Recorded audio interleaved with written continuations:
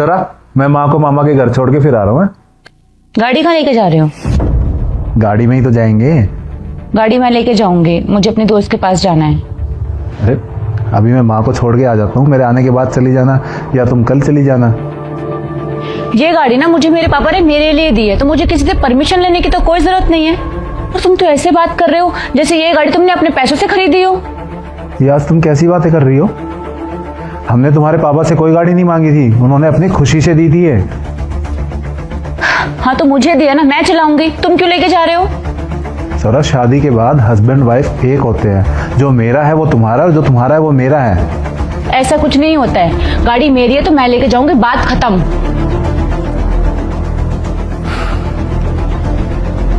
ये रही तुम्हारी चाबी, अगर इसको आज के बाद हाथ भी लगा दो ना तो बोलना मुझे।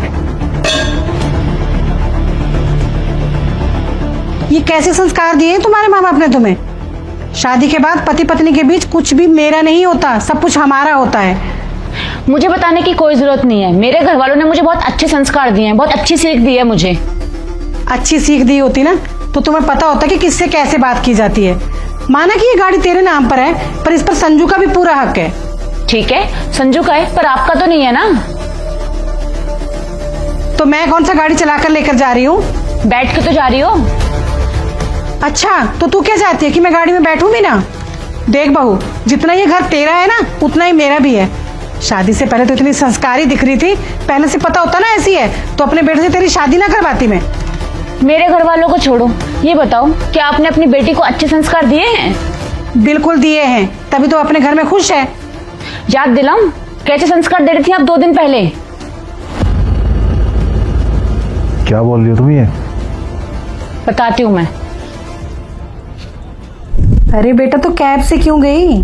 अपनी गाड़ी से चली जाती। वो गाड़ी सागर लेकर गए थे, पापा को एक बार गांव जाना था तो वहाँ गए हैं। तो वो लोग कैब से चले जाते।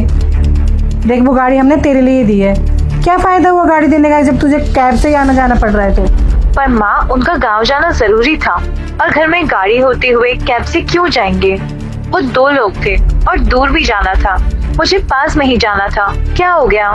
क्या हो गया? देख, जो तेरी चीजें हैं ना वो अपने लिए रख, दूसरों को देने की जरूरत नहीं है। और आगे से अगर गाड़ी के लिए पूछे ना तो साफ साफ मना कर देना। ऐसे कैसे मना कर दूं माँ? मैं बोल रही हूँ ना, साफ साफ मना कर देना, और मेरी बात सुनेगी ना तो सुखी रहेगी। ठीक है। ठीक है। अपनी बेटी को तो आप बहुत ज्ञान दे रही थी, अपने बारे में क्या हुआ अब?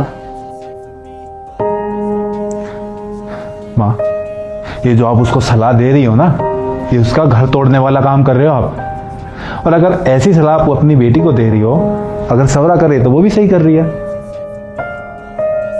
संजू, आई एम सॉरी, मैं ये सब करना नहीं चाहती थी, लेकिन माँ जी को एहसास कराना बहुत जरूरी है कि जो ये कर रही हैं वो सही नहीं है। और दीदी इतनी समझदार है जो इनकी बातों में नहीं आई, वरना इनकी वजह से कब का उनका घर टूट जाता। माँ, अब है ना उसकी शादी हो चुकी है, तो उसको उस घर में एडजस्ट होने दो, अपने तरीके से रहने दो। उसके घर में दखल अंदाजी करने की जरूरत नहीं है आपको। अरे हाँ हाँ ठीक है, आज के बाद नहीं करूंगी।